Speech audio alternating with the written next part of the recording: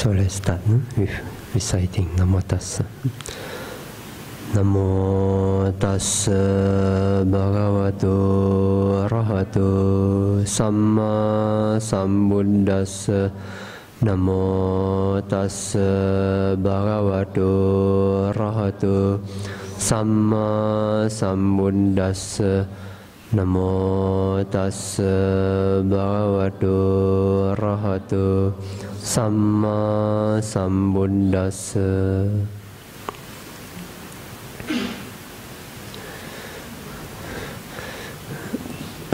Today I was suggested to deliver Dhamma sharing with you for this first day of Chinese New Year. Jadi malam ini Bante akan menyampaikan ceramah di malam pertama Tahun Baru Imlek ini. I try to translate. If I don't know the Malay word, I will ask you. Biarlah saya latih dalam berbicara dan berucap dalam bahasa Indonesia. Tapi kalau ada yang tidak mencukupi, yang tidak betul, sila correct. Okay. But actually, time is a concept. Masa atau waktu itu adalah satu konsep. If we want to take every day as New Year, we can. No difference. Jika kita ingin yang menganggap setiap hari sebagai tahun baru, kita bisa buat demikian.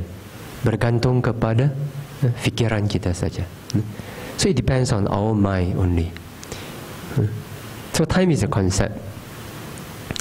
But however, still, based on this concept, in a day where everyone feel fresh and everyone is thinking to make aspirations, to use this day as a starting point.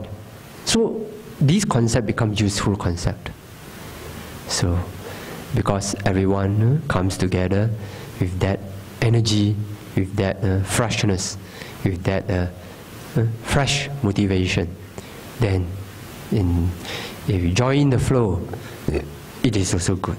It is a group, a whole group comes together, have the karma. Sometimes when we work together in this way, it is different. No doubt time is a concept, but still it is different. When everyone is doing certain wholesome things together, then it is different. Walaupun masa atau waktu itu adalah satu konsep, tiada bedanya antara satu hari dan hari yang lain. Tetapi masih ada sesuatu yang unik pada hari ini. Karena pada hari yang sedemikian, bila sebilangan ramai orang berhasrat, bertekad bersama untuk membaharui hidup sendiri, jadi dia bermakna. Bila kita semua-semua sama-sama berusaha, menganggap ini sebagai satu point di mana kita nak berusaha untuk maju dan ubah sikap dan ubah cara hidup kita, jadi ia menjadi satu kuasa. Bila semua sama-sama berusaha sedemikian, ia adalah satu yang amat berlainan, bukan saja konsep biasa, memang ada maknanya dan ada significansnya. So what should we do if we want to think, to contemplate how to make our life useful? Usually these days, many of our friends and maybe many of us may have gone through some kind of contemplation. I don't know about you, but for me, I still did it. I still do every year. Some contemplation about what? About mistakes that we have done in the past, and about some kind of aims that we hope we can rise to reach. So something like that, to renew our resolution, our determination, so that we can walk ahead, to march ahead towards our life, towards the future, towards the unknown, with a more sure-footedly, more groundedly, so in the more confident way, so in a wiser way. So this is what I guess most people may want to do in this unique occasion. Jadi bagi biasanya ramai orang berhasrat pada hari ini untuk berusaha, ingin membuat sesuatu sebagai satu, ambil hari ini sebagai satu point di mana kita akan maju untuk ke masa depan.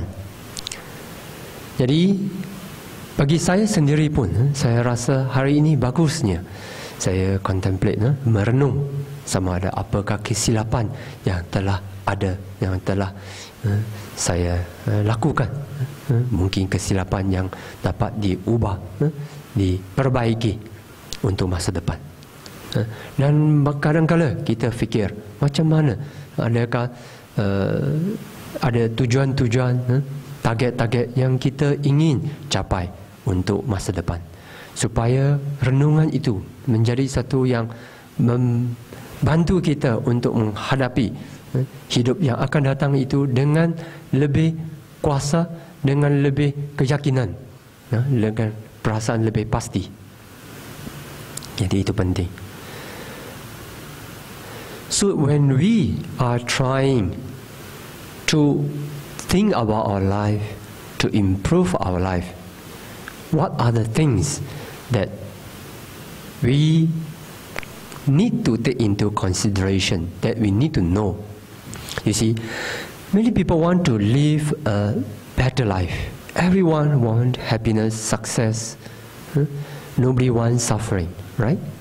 This is a common desire and aspiration of all beings. Everyone shares the same. We don't want suffering, we want happiness. But what are the things that we need to consider? You see, many people also wish the same, but some people fulfill their aspirations, but many others do not fulfill. They get disappointed, they suffer despair. Why? Then we need to know, what are the reasons that some people always have their dream fulfilled, and what are the reasons some people always have their dream shattered? So tonight I would like to share with you this aspect of Dhamma.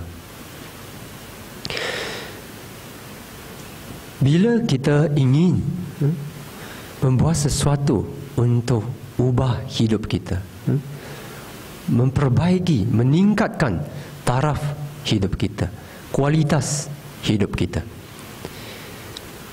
kita mesti renung bagaimana harus kita berperangai, bagaimana harus kita berbuat atau melatih supaya hasrat kita yang murni, yang benar itu akan tercapai.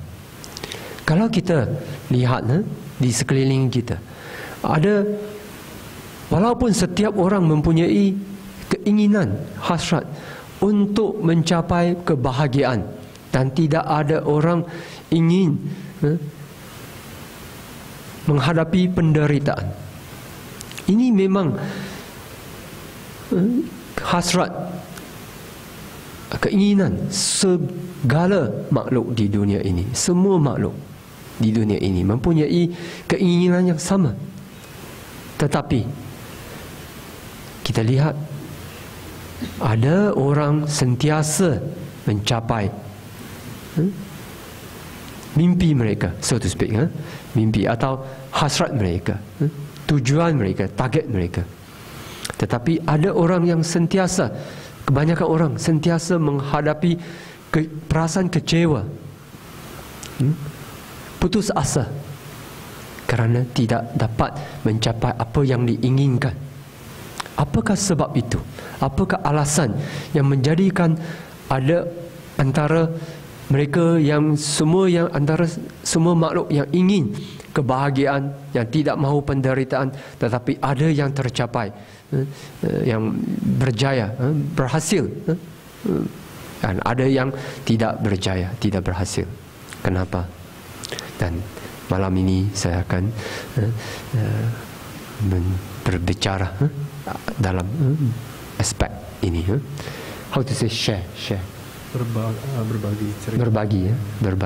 Berbagi dalam aspek ini. Okay. One thing the Buddha taught us, very important teaching, is the teaching of cause and effect. And among cause and effect, karma is the basic things for our lives. But cause and effect is important. Actually, if you look at this law of cause and effect, not only for animate things, even inanimate things, nothing happens without causes. Nothing happens without conditions. Everything happens because of cause and conditions. And because the scientists, they master the physical cause and effect, they can produce wonderful products, wonderful things to improve the material life of humans. Because they understand natural law, they improve their knowledge about nature, they discover, and then because of their discover, they innovate. But that achievement we see clearly in material world, in science. But we don't see that much achievement in human lives, spirituality, in humans' pursuits for happiness. Why? Because we neglect a major aspect of cause and effect. We only care about physical world. But there is cause and effect, very important law of cause and effect governing the spiritual aspect, the mental aspect. It is invisible, invisible to the naked eyes, but it is there. And that is one among all various operating natural laws, one important thing that we cannot neglect. We just have to know is the law of karma. Karma, in Sanskrit, we used to say karma, in Pali is karma.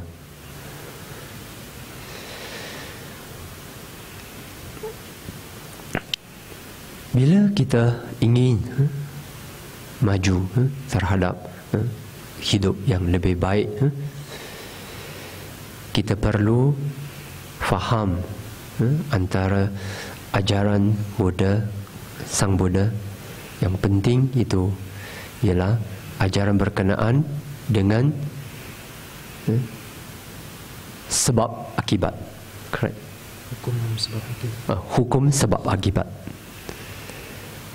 Sebenarnya hukum sebab akibat ini, kalau kita lihat, ia melingkupi aspek yang luas, amat meluas sekali.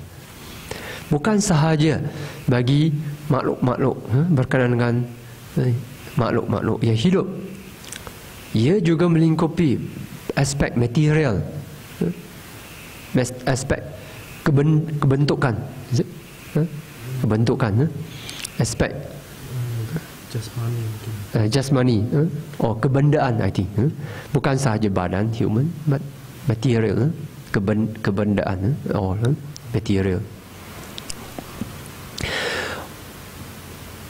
Kerana mereka, bagi saintis, kerana mereka mencapai pengetahuan yang mendalam berkenaan hukum sebab akibat, berkenaan material, barangan, maka mereka sanggup mencipta banyak produk yang baru untuk memperbaiki hidup material manusia. Tetapi dari segi kebahagiaan, dari segi hidup manusia, hidup ini tidak banyak kemajuan yang kita lihat. Kenapa? Kerana bagi aspek hidup kita, satu aspek sebab akibat amat diabaikan, yang tidak dipercayai, tidak diketahui, tidak diguna dengan sepenuhnya oleh kebanyakan manusia. Apa itu? Itu adalah hukuman berkenaan karma vipaka. Itu penting.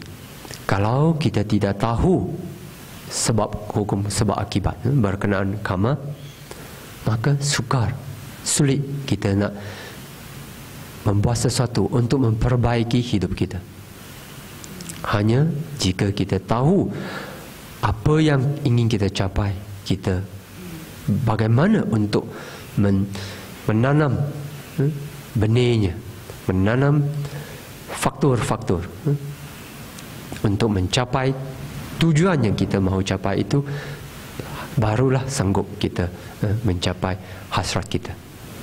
So, only when we understand karma and cause and effect, what are the causes necessary to produce happiness in our life, then only we can change.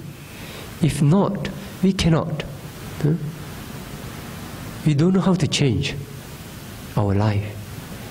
So in this, the Buddha's teaching is very relevant.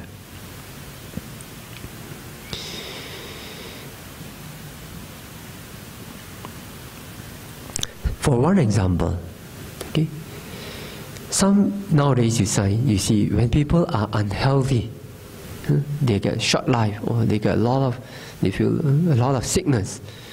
They want happiness, they want health, but what do?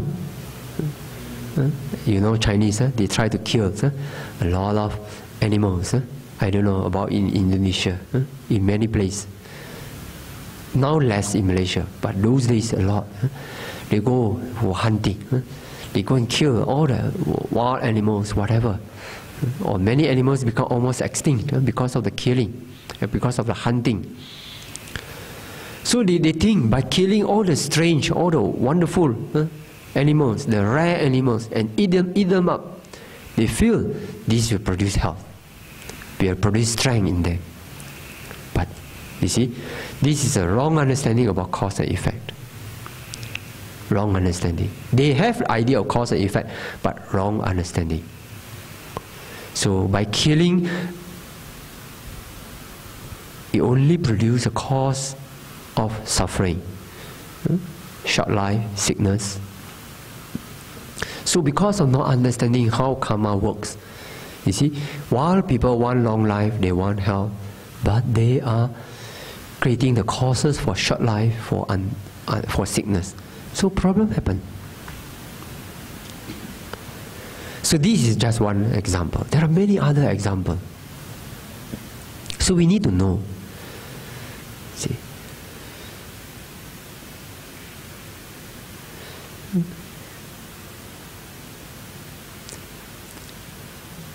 There are many in the suttas the Buddha gave. But I will just mention one or two. In future, you can look up. For example, one more example is people want to be, people wish they can be influential. and yet, because of jealousy, people lose influence. No influence. Influence is useful. If you want to, some people who have good influence, they have good leadership, they can perform a lot of wonderful merits that people who do not have influence cannot do. So influence is useful. It is one important tool for us to perform good merits. But if we always feel jealous, we will lose influence, the Buddha says. No influence. We're jealous of other people. When people are getting good things, we get jealous. We feel unhappy. Then that's a big problem. Jealousy is very serious. This is just another example. There are many other examples the Buddha gave.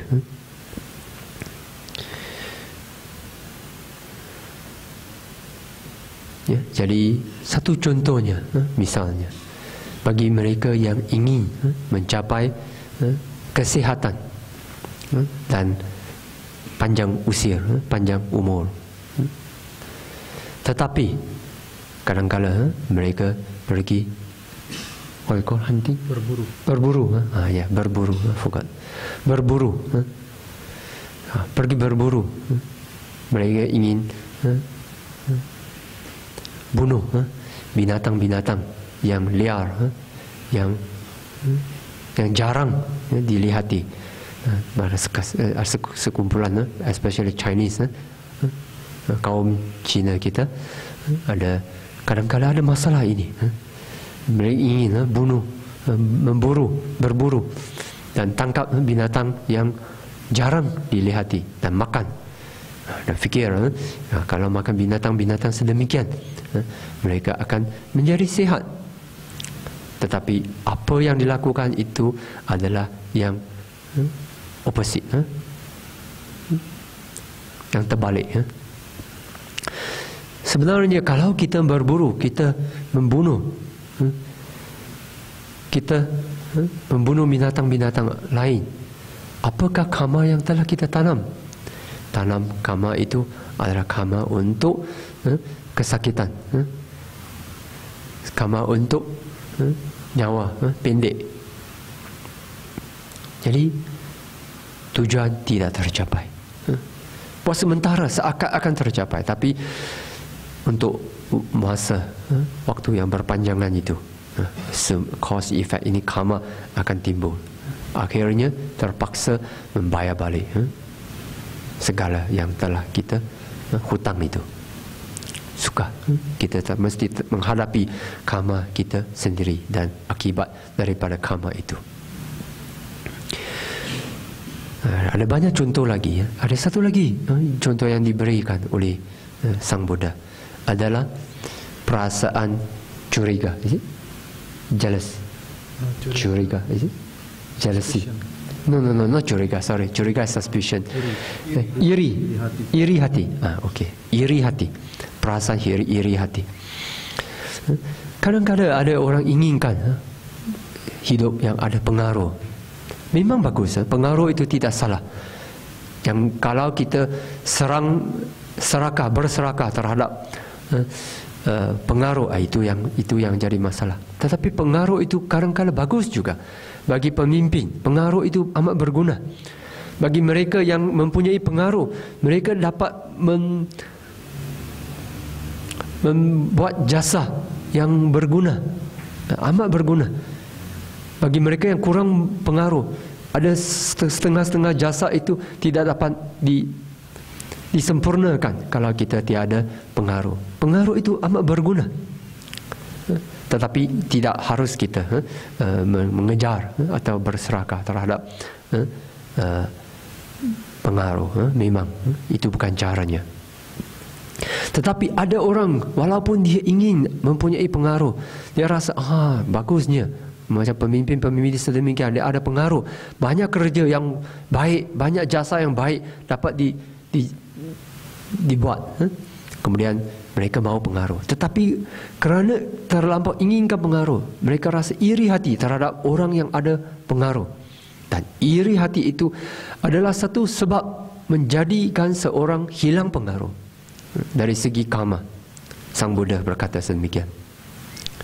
Jadi bagi mereka yang inginkan pengaruh, yang serahkan, menginginkan pengaruh, tetapi tidak tercapai, tiada pengaruh, lebih hilang pengaruh kerana sentiasa iri hati terhadap orang lain. Ini penyakit iri hati ini amat serius. Satu masalah yang besar di dunia ini. Jadi kalau kita faham, kita tidak akan buat yang salah. Kalau kita melakukan yang salah, kita mengumpulkan karma yang tidak sesuai, kita mengumpulkan faktor-faktor, kondisi-kondisi yang salah itu. Walaupun kita amat menginginkan sesuatu yang baik, tetapi kita akan mendapat akibat yang tidak baik. Jadi ini penting.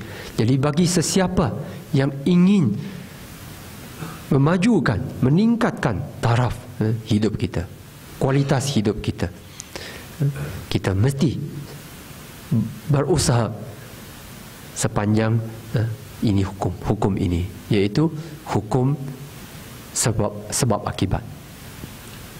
So you see, for those who want to improve their life, want to change their life, this is one thing that we cannot ignore, we cannot be ignorant about.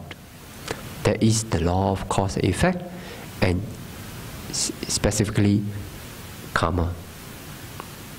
This is one thing.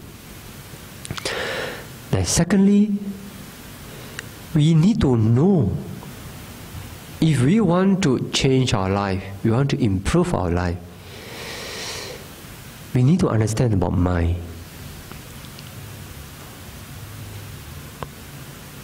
Why? Mano Pubangama Dhamma. Mind is a forerunner of all states. In the Dhammapada, the first sentence, mind is the forerunner of all states. If we want to do any change in life, want to do anything, mind, let our mind go first. We need to know how mind works. If you don't understand how mind works, then very difficult.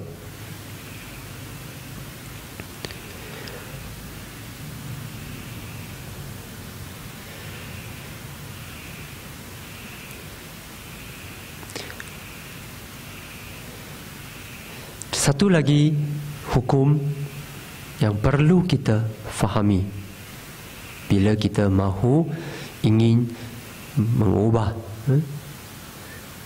hidup kita, yaitu bagaimananya batin kita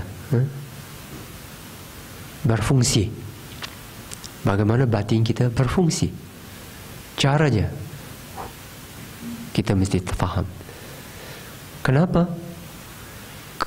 Kerana dalam Dhammapada dikatakan Mano Pubangama Dhamma. Kita punya batin adalah ketua bagi segala-segala dhamma yang akan datang.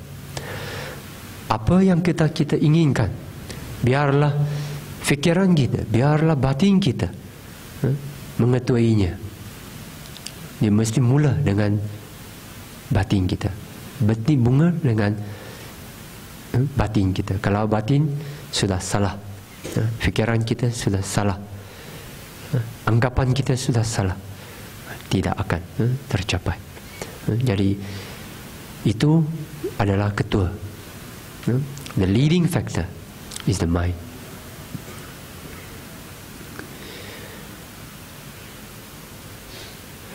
One important thing we need to understand about mind is the inclination. Okay, now you see, when you want to change, let's say you feel, oh, I'm a lazy character, I want to change to be diligent, to be industrious like others. Okay, you don't like to be lazy, but you are lazy, let's say. Oh, we are lazy, but we don't like to be lazy. How can we change? The Buddha says, whatever a person frequently contemplates, to that his mind will incline. You have to contemplate the disadvantages of being lazy, the advantages of being diligent. Again and again contemplate. Again and again contemplate.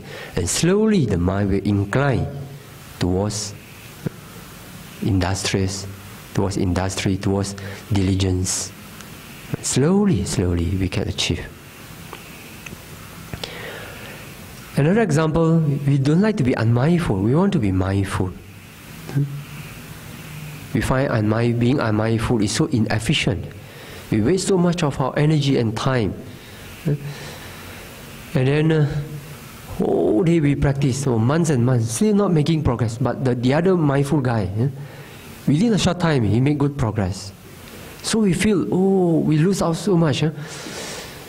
It's such a disadvantage, being unmindful. So we want to be mindful, we want to be heedful. And yet we are not mindful, we are not heedful. So we have to incline. We have to praise these qualities. We have to praise people who have these qualities. We have to respect people who have these qualities. We have to wish that we have these qualities. So whatever we do, we always incline towards mindfulness, heedfulness. So if we do like that, slowly our mind will change. It takes some time, but after some time the mind will change. Then slowly you look back, oh, a few years later you look back, oh, because of that effort, now I'm so much more mindful, so much more heedful than before. So this is also, inclination is one important helpful factor. That if we always contemplate, then we can incline our mind. So satu kondisi dari batin kita adalah kalau kita sentiasa merenungkan sesuatu, memikirkan sesuatu, ke arah itu akan batin kita cenderung, correct? Cenderung, incline, our mind cenderung, begitu. Kalau kita sentiasa fikirkan, oh, kita ingin batin kita incline in that direction, kita bisa mencapainya. Misalnya, kalau kita adalah seorang yang malas, kita tidak suka, ini kualitas malas ini kita tidak suka, tetapi kita malas, kita rasa begitu baiknya kalau saya mempunyai sifat yang rajin, tetapi sifat kita adalah malas. Macam mana? Kalau kita sentiasa cenderung fikirkan, renungkan kekurangan, kesalahan, disadvantage, kerugian yang datang bersama sifat yang malas itu, yang dibawa oleh sifat yang malas itu. Dan kalau kita sentiasa memikirkan, merenungkan keuntungan, kebaikan yang akan dibawa oleh kerajinan itu, maka kita sentiasa renung begitu, fikir begitu, cenderungkan batin kita begitu. Jadi pelan-pelan batin kita akan ubah. Ini satu caranya.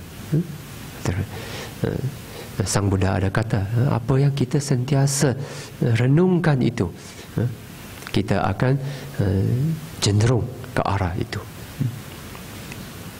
Satu lagi contoh adalah contoh kalau kita tidak berkesadaran, kita secara mindfulness, sati, kurang sati, tidak ada kesadaran, kita sentiasa macam mimpi saja, tiada kesadaran. Tapi kita tahu apakah kerugian kerana tiada kesadaran.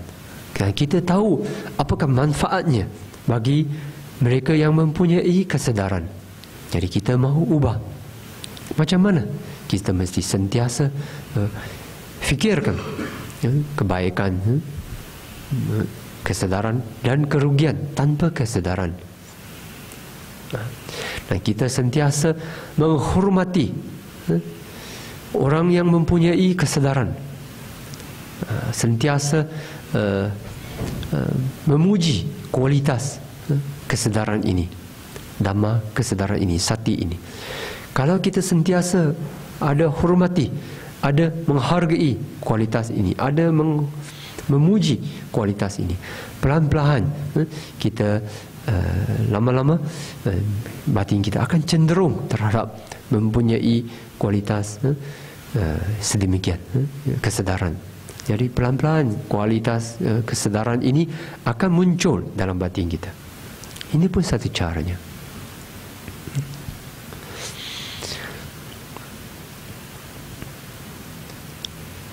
Then now I come to the point that I want to share with you one important thing that many people are doing on this day. That is making aspirations. Many people today, especially Chinese, they are making aspirations. So let me share with you some ideas and experience about aspirations. This is also one factor that we incline our mind towards certain directions. Making aspirations. So, if we want to, but you see, some people, they are very confident to make aspirations. Some people feel very inferior when they want to make aspiration. They don't trust themselves because so many times their aspiration fail. So because of that, they have no confidence to make aspiration anymore. So it is important that we know how to make aspirations, so that we don't fail ourselves unnecessarily. We know how. So that we know how to make aspiration in a way that it can produce result. And that result will give us further strength and further confidence to make further aspirations. And when we have more confidence and faith, and when we make aspiration, that aspiration becomes even more powerful. So one thing adds on to another and multiplies in that way. So we need to know in what way aspirations become powerful and in what way aspirations is not powerful. Jadi hari ini ramai orang, terutamanya orang Cina, berhasrat membuat hasrat, correct kan? Make aspiration, berhasrat untuk mencapai sesuatu. Tetapi ada antara di kalangan mereka yang berhasrat, ada yang kurang yakin, kurang pasti, kurang yakin. Ada yang rasa what we call that, inferior, what is it? Tidak percaya diri. Tidak percaya diri, kurang keyakinan diri. Ada. Jadi tetapi ada orang yang yakin, mempunyai sebab kerana mereka sentiasa mencapai hasrat mereka. Tetapi bagi sekumpulan orang, hasrat mereka sentiasa tidak tercapai, sentiasa putus asa. Jadi bila mereka berhasrat, mereka tidak punya keyakinan. Dan bagi mereka yang mempunyai keyakinan, berhasrat, dan hasrat mereka menjadi lebih kuat. Bagi mereka yang sanggup bertekad dengan keyakinan, tekad itu menjadi kuasa, mempunyai kuasa yang lebih kuat. Jadi kita perlu tahu bagaimana untuk berhasrat supaya kita tidak mengecewakan diri kita sendiri. Tidak perlu kita. Jadi kita perlu tahu bagaimana hasrat itu membawa kuasa dan bagaimana hasrat itu tidak membawa kuasa. First thing, when we make aspirations, it is important to make aspirations in a possible way, in accordance to natural law. Do not make aspirations in an impossible way, a useful way, a useless way. Recently, one devotee from China, he sent an email to me. He said, I read about your talk on making aspirations. So I make aspiration for my daughter to enter university. Well, that's only a hope.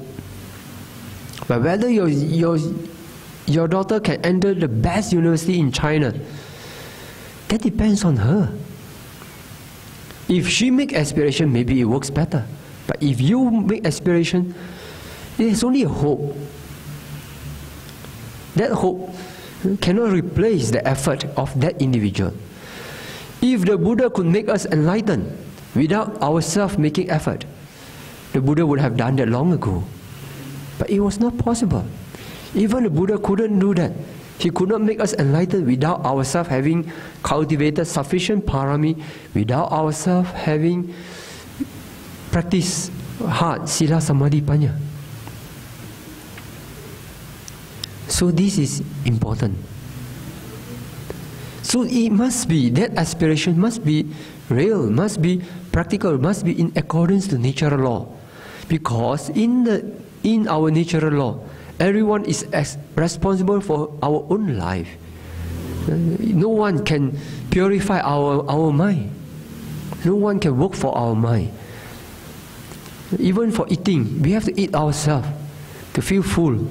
Even to go for urinating, defecating, we have to do it ourselves. Sleeping, we have to do it ourselves. To take a rest, we have to do it ourselves. No one can do it for us. So, if we want to make aspiration to change another, to make another person's life change, it's very difficult. Yes, some influence sometimes because of metta. So it is only maybe if it works only in the form of metta only. But it cannot work in a very substantial way. It cannot work that way. Yes, metta is influential, yes. Only influence only.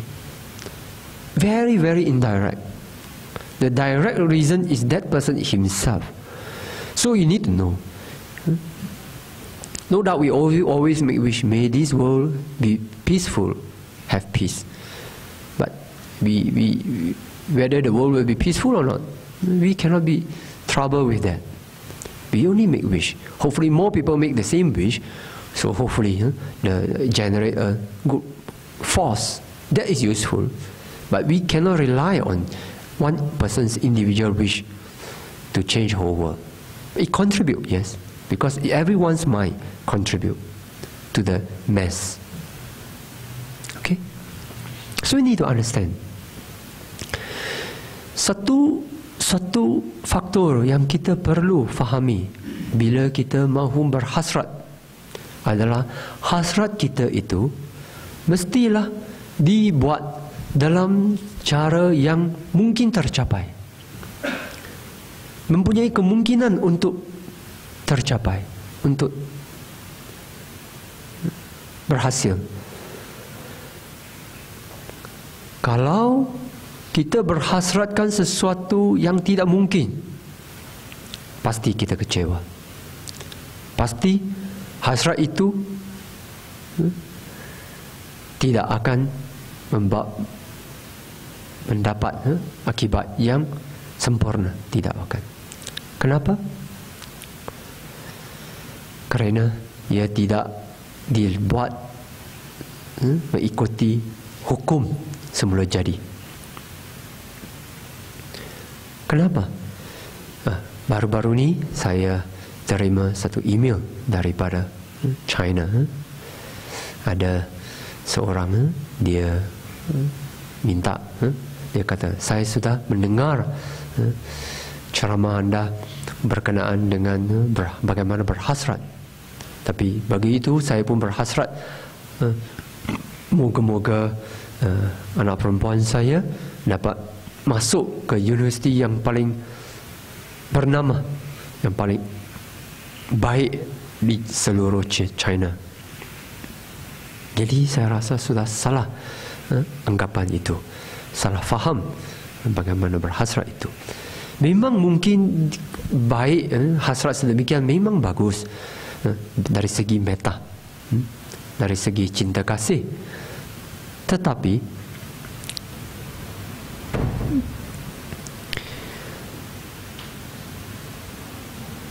faktor yang paling penting bagi anak perempuan itu untuk masuk ke universiti yang paling baik adalah pada dirinya sendiri. Dia mesti berusaha. Bapaknya tidak dapat gantikan apa yang perlu dibuat oleh dirinya sendiri.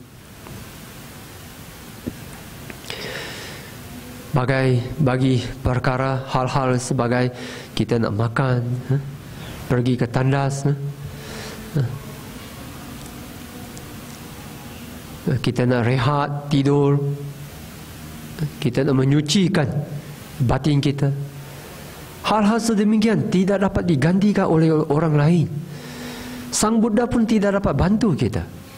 Sang Buddha cuma dapat berfungsi sebagai pemimpin, sebagai seorang guru, memimpin tangan kita, memimpin kita bagaimana untuk menuju ke arah yang cerah.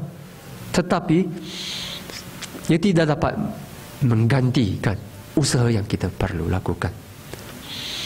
Kalau seseorang itu tidak menanam parami, dan paraminya tidak matang, dan seseorang itu tidak berusaha untuk menyucikan batinnya dengan melatih moralitas, konsentrasi dan kebijaksanaan, maka Sang Buddha tidak akan dapat membantu kita untuk mencapai pencerahan. Pencerahan itu mesti bergantung kepada faktor yang terpenting, diri kita. Walaupun Sang Buddha itu amat penting sekali sebagai seorang guru, sebagai kalyanamita, tetapi usaha kita itu penting. Jadi kalau kita berhasrat dengan cara yang salah, kita pasti kecewa. Jadi kita mesti faham, kita mesti berhasrat dalam hasrat itu adalah mestilah sesuatu yang mungkin tercapai. Itu penting. So one of the wisdom of the Buddha, which is not shared by others, not fully shared by others, is his wisdom to know what is possible as possible, what is impossible as impossible.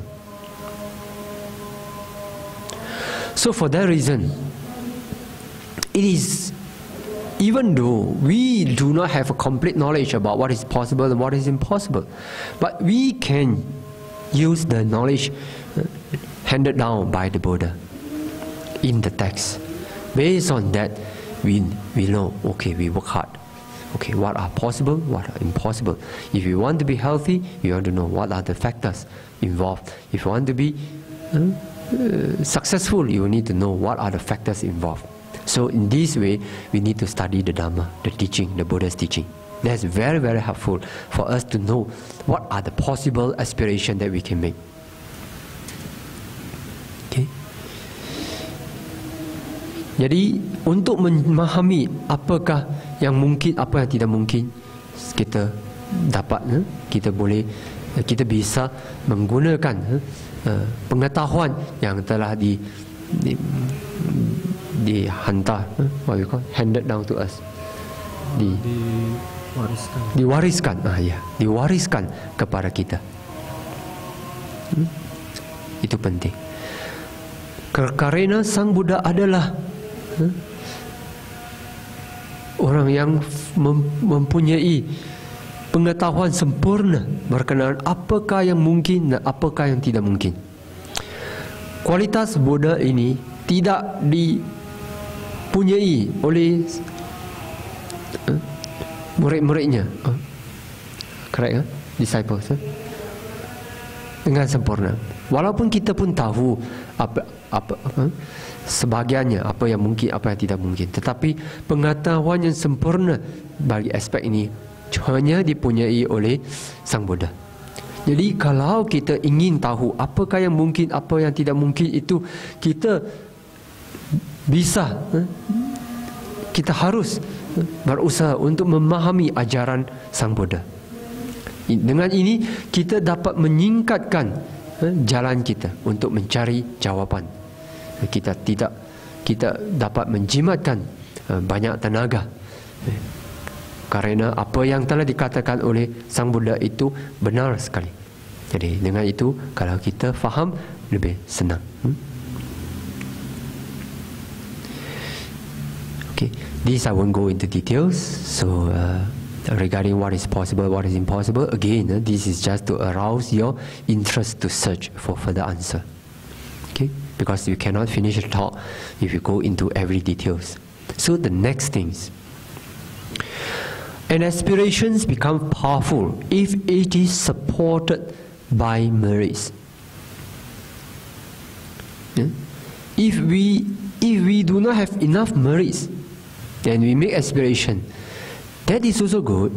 Aspiration by itself is also meritorious, but it is not so powerful.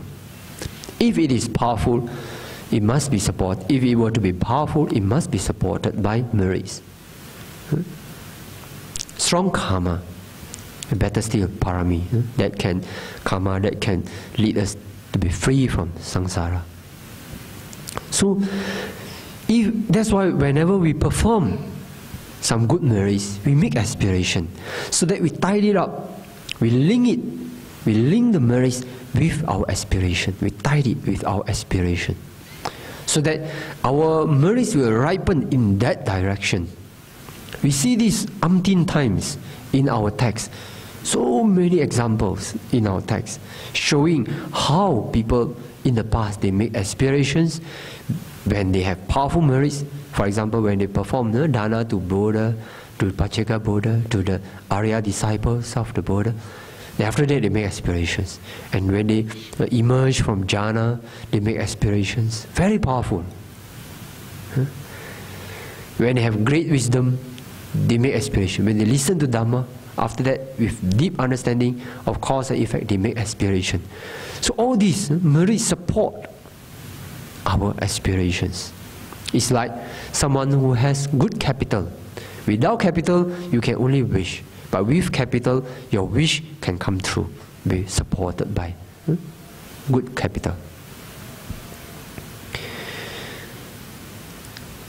Jadi berkenaan yang mungkin, yang tidak mungkin itu kita tidak akan berpanjang lebar berbicara, sebab tidak akan tamatnya ceramah kita kalau kita berpanjangan bagi setiap detail. Adalah cukup mencukupi untuk mengingatkan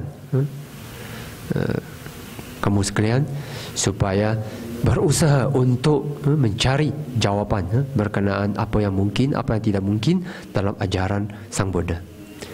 Sekarang kita menuju ke faktor yang lain.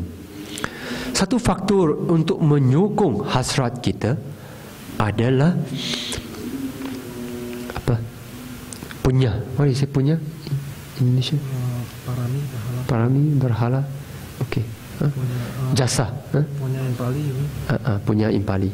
Parami, pahala. Parami, pahala. Parami, pahala. Atau jasa-jasa, kuasa karma yang kuat. Kalau hasrat kita disokong oleh kuasa karma, oleh kuasa parami, oleh punya ini, maka karma yang kuat ini, yang bagus ini akan membantu kita untuk merealisasikan, mewujudkan, materialize, merealisasikan hasrat kita. Mesti ada modal, mesti ada capital, modal. Tanpa modal, kita macam orang miskin. Kalau kita mahu ini, ingin, tidak tercapai sebab tiada modal. Kalau kita ada modal, modal ini adalah karma kita yang kuat, yang suci. Jadi hasrat kita lebih senang tercapai. Ini kita dapat baca daripada banyak cerita-cerita, kisah-kisah dalam agama kita. Banyak kisah-kisah bahawa bagaimana dengan kuasa parami, dengan kuasa karma yang kuat, orang-orang berhasrat, dan hasrat itu akhirnya tercapai.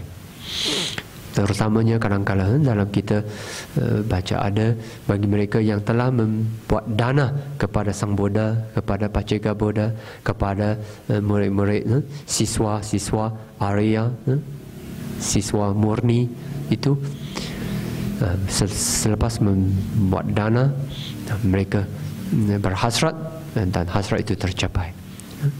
Dan bukan sahaja dana, sila pun kuasa adanya, ada kuasanya, jana punya kuasa adanya, kebijaksanaan selepas mendengar ceramah-ceramah dhamma, dan dengan lepas itu dengan ada kebijaksanaan yang meningkat itu dan berhasrat itu pun ada kuasanya. Segala-gala kusala, segala-gala yang baik itu, jasa-jasa yang baik itu, karma yang baik itu, parami yang baik itu, parami pahala yang baik itu akan menjadi kuasa menyokong hasrat kita.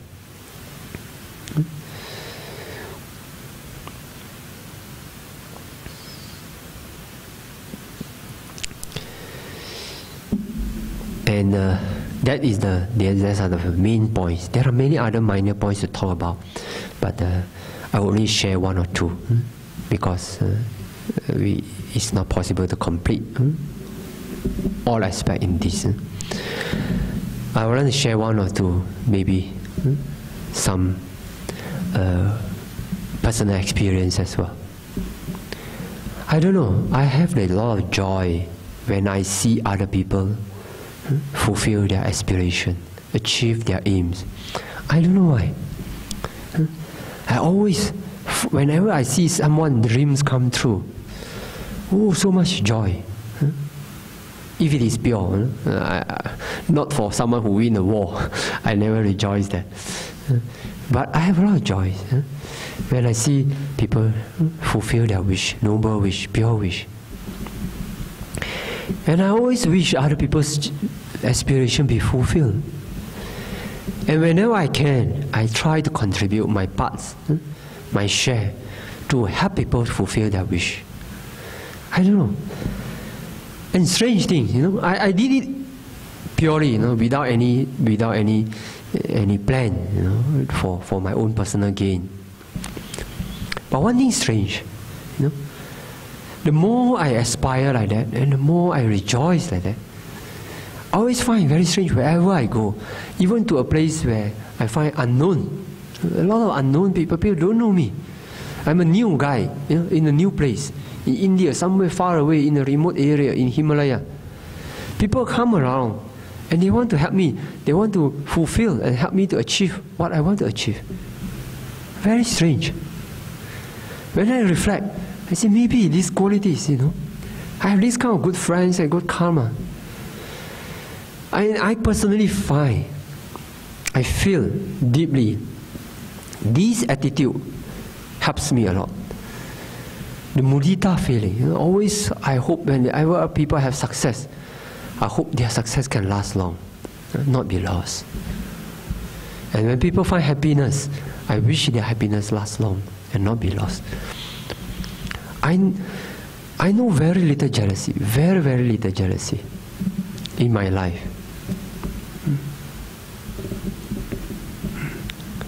Very, very little. So this quality I find very helpful in my life, I find. So that I want to share with you. If you have a lot of attitude like that, and you always wish to help people to fulfill their wish, even to the point to let other people surpass us. Sometimes when I see certain good qualities in my students, which I don't have, I emulate that, I appreciate that, and I quietly and sometimes openly learn from it.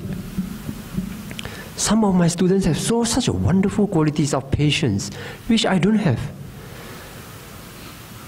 I practice very hard to cultivate patience, but sometimes impatient. Sometimes get agitated. I spend more than almost 30 years now trying to conquer anger, conquer impatience. So when I see some people very born with very wonderful, very loving quality, very gentle heart, very good caring quality, I always find, oh, how fortunate it is if I can have these qualities. Instead of getting jealous, I find no, nothing to be jealous about. When people have good qualities, it is because of their cultivation in the past. You shouldn't feel jealous about it. Whatever happened, happened. There must be some cause and effect. So because of that, I find whenever I have some successful things, I find many people rejoice. And they want to join in. They want to share. And I readily share it.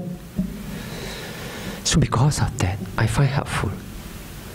So that I think if we have these attitude and qualities, maybe, I believe, from my personal experience, I think such attitude contribute to fulfill our aspirations.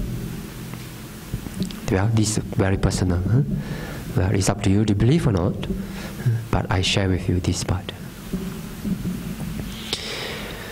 Dari aspek ini ada banyak aspek berkenaan bagaimana untuk mencapai hasrat kita, tapi saya ingin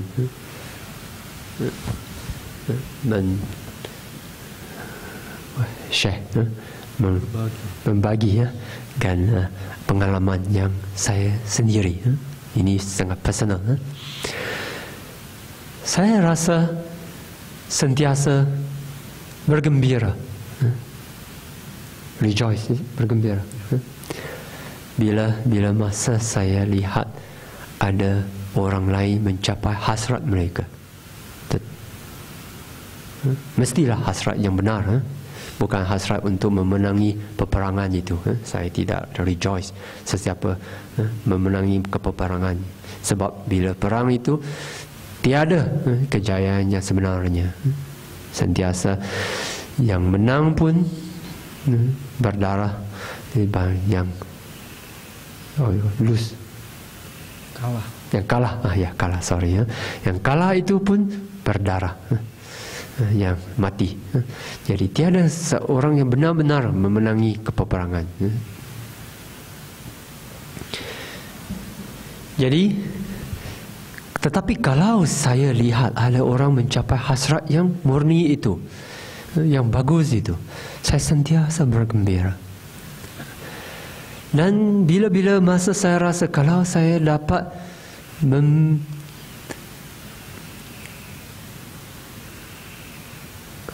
contribute, what we call it? Turut berperan. Turut berperan, membantu. Turut membantu, berperan, atau what we call it? Mengembang, menyumbang, correct? Sumbangan, is it? From the word sumbangan, menyumbang terhadap pencapaian hasrat seseorang itu. Saya rasa saya ingin sentiasa membantu orang mencapai hasrat mereka. Bantu, mungkin hasrat diganti tekad. Hasrat diganti tekad. Tekad. Hasrat usually is connected with sexual desire. Is that so? Oh, hasrat itu tidak baik, tekad baik. Sorry, sudah lama, patutlah betulkan saya lama. Siang. Tapi di Malaysia hasrat itu memang satu yang murni. Itu tidak ada maksud yang tidak baik. Okey, tekad. Kalau kita mempunyai tekad yang baik itu, dan kita dapat membantu orang mencapai tekadnya, saya rasa saya ingin membantu, menyempurnakan faktor yang diperlukan itu, supaya dia sempurna, supaya faktor-faktor itu semua wujud dan mencapai tekadnya. Sentiasa saya fikir begitu. Dan sentiasa saya pun bertekad, moga-moga hasrat saya tercapai, moga-moga hasrat semua makhluk yang murni itu, yang mengikuti hukum semula jadi itu, yang benar itu, yang mungkin itu juga tercapai. Sentiasa saya berhasrat ini sedemikian. Dan saya rasa sangat sesuatu yang amat special Bila di mana-mana saya pergi, di mana-mana saja, kadang-kadang di tempat yang tiada orang yang kenal pada diri saya, di Himalaya, di India, di Nepal. Tetapi di mana saya pergi, saya rasa ada orang sentiasa mereka ingin membantu, dan mereka ingin membantu saya mencapai tujuan saya, terdekat saya. Saya rasa mereka tidak kenal, tetapi mereka satu pertama kali bertemu sudah ingin membantu saya mencapai hasrat dekat saya. Sorry ya. Jadi saya rasa bagi pengalaman saya, sifat sikap kita yang ingin, yang tidak iri hati, yang sentiasa bergembira dengan kejayaan orang lain, dan sentiasa ingin membantu orang lain mencapai dekatnya, ini amat membantu kepada pengalaman yang saya mempunyai, yang hadapi dalam hidup saya. Ini bergantung kepada anda untuk percaya atau yakin ke. Tapi bisa cubalah, kalau kita sentiasa fikirkan begitu, sentiasa berusaha secara benar, akan kita menjadi seorang yang sentiasa mencapai target dalam hidup kita. So with this, we need to, if we understand karma, if we understand how the mind works, we know how to incline our mind. And then if we know to support our aspiration with strong karma, strong merits, and if we know, we always rejoice in the success of others, and if we always help other people to fulfill their wishes, their noble wishes, then I believe whenever we make aspirations, an aspiration which is pure, supported by various conducive conditions and factors, are likely to always get it fulfilled. And the more we fulfill our wishes, the more we have the strength and confidence to make further wish, and our future wish become more powerful. Kalau kita fahami bagaimana untuk beraspirasi, I think in Malaysia we use beraspirasi. Here also can. Okay, beraspirasi. Kalau kita faham dengan hukum sebab akibat, kalau kita faham bagaimana batin dan fikiran kita berfungsi, dan kalau kita tahu bagaimana untuk menyokong aspirasi kita dengan kuasa karma, kuasa parami, pahala, maka dan kita sentiasa bergembira melihat kejayaan, pencapaian orang lain, dan kita sentiasa berusaha untuk menyempurnakan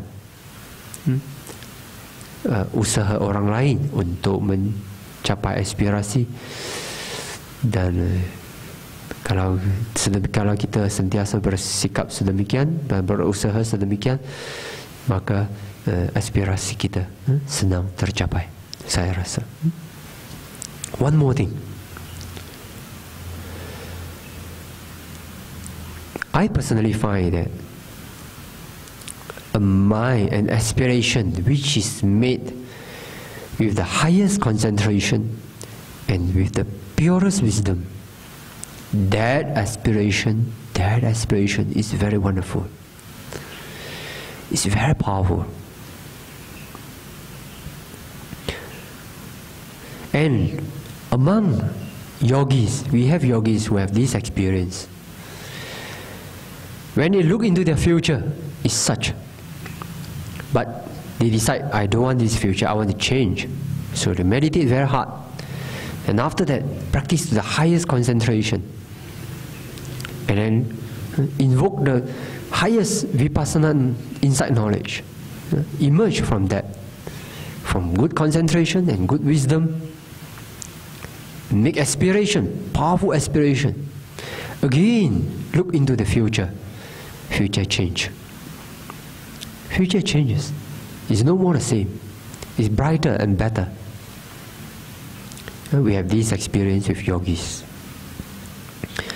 So this, if we can develop our concentration, if we do keep Sila Samadhi Panya well, and we develop our concentration well, and we develop our wisdom well, especially the wisdom that doesn't come with thinking, the wisdom comes with penetration, direct experience, such wisdom is powerful.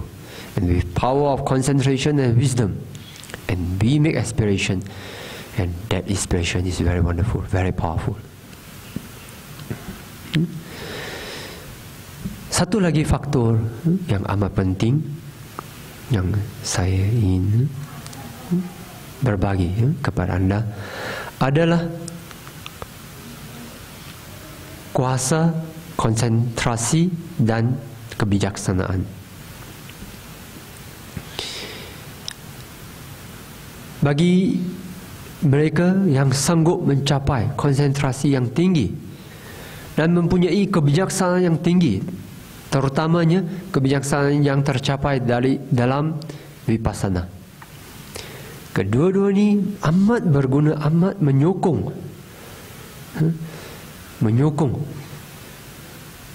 tekad dan aspirasi kita. Antara pengalaman yogi kita kaji, ada yang mendapati bahawa bila mereka sanggup melihat ke masa akan datang, look into the future, sama ada hidup yang akan datang pun, mereka mendapati, oh, hidup akan datang ini adalah sedemikian, tapi saya kurang puas hati. Kemudian dia berusaha lagi, bermeditasi dengan sesungguh-sungguhnya, sepenuh hati. Kemudian praktis hingga ke konsentrasi yang paling tinggi. Kemudian praktis hingga ke vipassana, kebijaksanaan vipassana jnana yang paling tinggi, dan keluar daripada konsentrasi dan kebijaksanaan. Kebijaksanaan sedemikian itu tidak datang dengan fikiran. Itu bukan fikiran, itu penembusan kepada kenyataan yang benar, kenyataan hidup. Jadi penembusan berkenaan reality. Jadi bangkit daripada kuasa konsentrasi, bangkit daripada kuasa kebijaksanaan. Dia beraspirasi lagi. Dan aspirasi ini cukup berkuasa. Jadi kemudian lihat kepada ke masa akan datang, hidup akan datang. Keadaannya sudah berubah kepada yang lebih baik, lebih sempurna. Jadi ini pun patut kita faham, dan kalau kita berusaha sedemikian, kalau kita sedemikian berusaha untuk meningkatkan konsentrasi dan kebijaksanaan kita, ini akan menjadi satu faktor tambahan yang amat berguna jika kita ingin mengubah hidup kita. So with that sharing, I wish all of you be able to overcome great anger delusion, cultivate Sila Samadhi Panya, and fulfill all your noble wishes, eventually succeed in samatha and vipassana, and come to be free from all suffering and achieve lasting pure happiness, which that we need not fear. Happiness that we happy now and happy in the future. The result is happy. Now is happy and the result of is happy. We don't go for happiness which is now happy and the result is suffering. That happiness we forgo.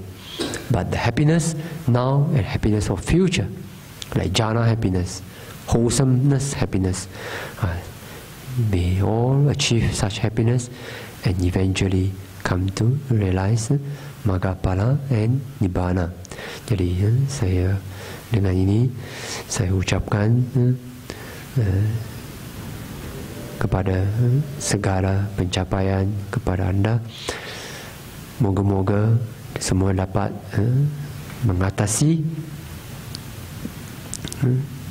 mengatasi keserakahan, kebencian dan ketidaktahuan, kebodohan, dan dapat mengumpulkan, meningkat dalam sila samadhi lampanya dan dapat mencapai tekad dan aspirasi yang murni dan maju dan berjaya berhasil dalam praktis samatha dan vipassana. Dan moga-moga anda sekalian dapat melepaskan diri dari segala penderitaan, mencapai kebahagiaan yang suci, yang tidak perlu ditakutkan. Kebahagiaan yang tidak ada kebahagiaan yang perlu ditakutkan kerana gembira sekarang, tetapi yang menderita pada masa akan datang itu kita perlu takut.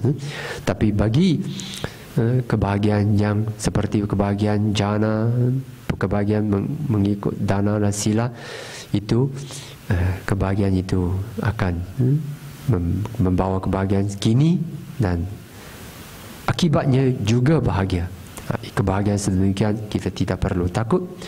Dan moga-moga anda sekalian dapat mencapai kebahagiaan sedemikian dengan praktis dhamma dan akhirnya mencapai Maggaphala dan Nibbana. Okay. So kita beraspirasi dan share memories. Idang me punyang asawakaya wahang hotu. Idang me punyang nibbana sa paccaya hotu. Idang me punyang sabba satanang bhajema te sabe me samang punya bagang labandu sa